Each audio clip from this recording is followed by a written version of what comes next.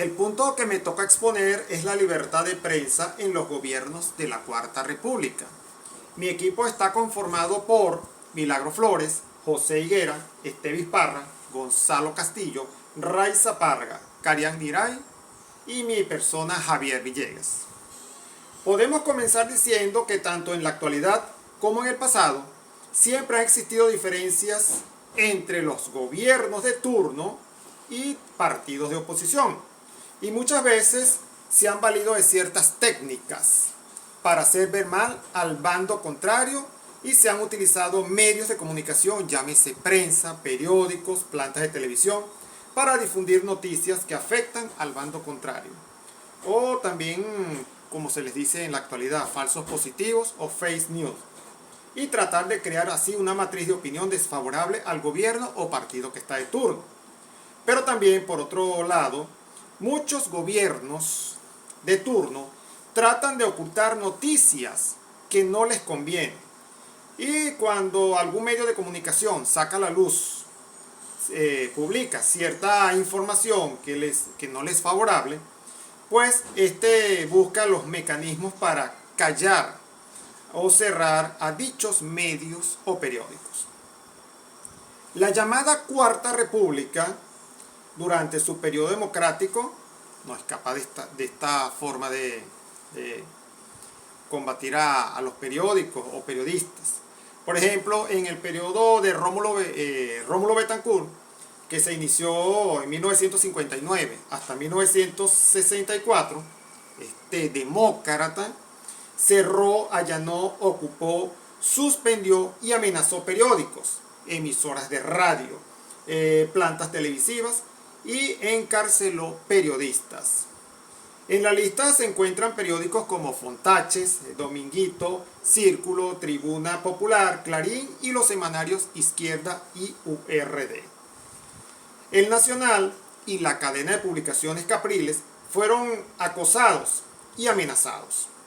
El 7 de junio de 1961, Miguel Otero Silva, director y miembro principal de la junta directiva de ese diario, al denunciar la situación que vivió el periódico con el apoyo soterráneo de Rómulo Betancourt para quebrar el Nacional, a través del retiro de pautas publicitarias de grandes anunciantes.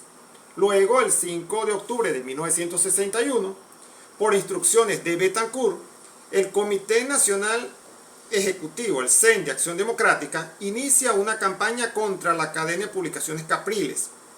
En la Biblioteca Nacional se puede leer la edición de El Nacional de 7 de junio de 1961 y con fecha 5 de octubre de ese mismo año.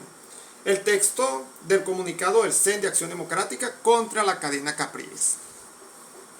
En el gobierno de Raúl Leoni, fue después, entre 1964 y 1969, se prohibió a los medios de comunicación informar sobre las actividades de las Fuerzas Armadas y Policiales, así como de las detenciones que practicaran y de sus movimientos. Igualmente se prohibió toda noticia que afectara la tranquilidad social y el orden público. Y estos son los llamados demócratas. En el periodo de Carlos Andrés Pérez, que vino después, todos en Venezuela conocen su actitud hacia los medios de comunicación. Institucionalizó el palangre, forma expresiva que usa el periodismo venezolano para indicar los trabajos tarifados. Y a los periodistas que ejercen esta técnica se les dice palangristas. Este presidente compró periodistas y sacó o acosó a Radio Rumbo y El Nacional, entre otros tantos medios. Pretendió imponer la censura previa. Uno de los censores más famosos fue Pedro Pablo Alcántara, quien era el censor de Acción Democrática en El Nacional. Todos en Venezuela recuerdan cómo las páginas del diario Nacional aparecían en blanco en forma de protesta hacia este presidente y hacia estas personas que les impedían realizar bien su trabajo periodístico. En el periodo de Jaime Lucinch, intimidó a los medios de comunicación social a través de la autocensura. Oficinas, también como la oficina esta muy famosa, la Oficina de Régimen de Cambio Diferencial RECADI.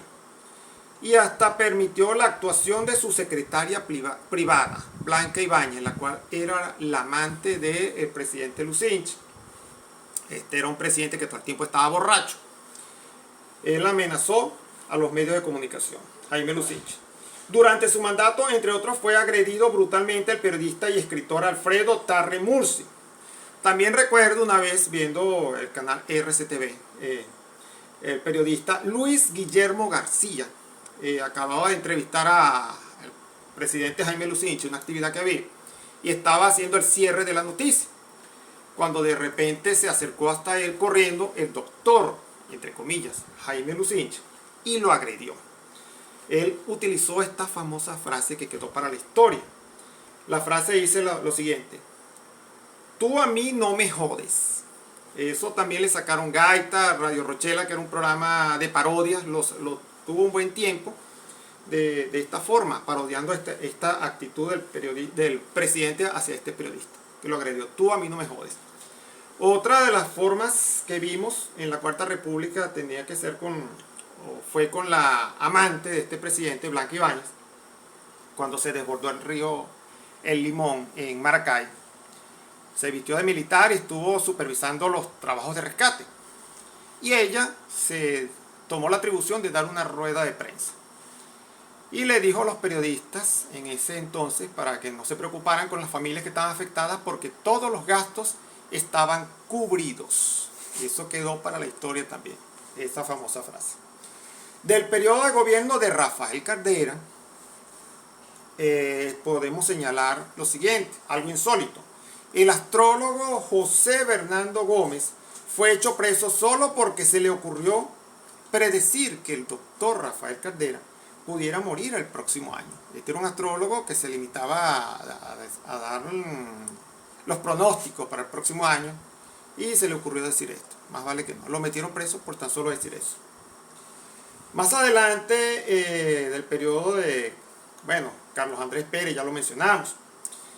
Durante estos gobiernos de la Cuarta República, en medio de esta situación con la libertad de expresión, solo se erigieron como voz de protesta la extinta Asociación Venezolana de Periodistas, AVP, y desde 1972 en adelante el Colegio Nacional de Periodistas, CNP, porque el bloque de prensa venezolano y mucho menos las cámaras de radio y televisión elevaron su voz de protesta contra Betancur, Leoni, Pérez, Lucinchi y Caldera.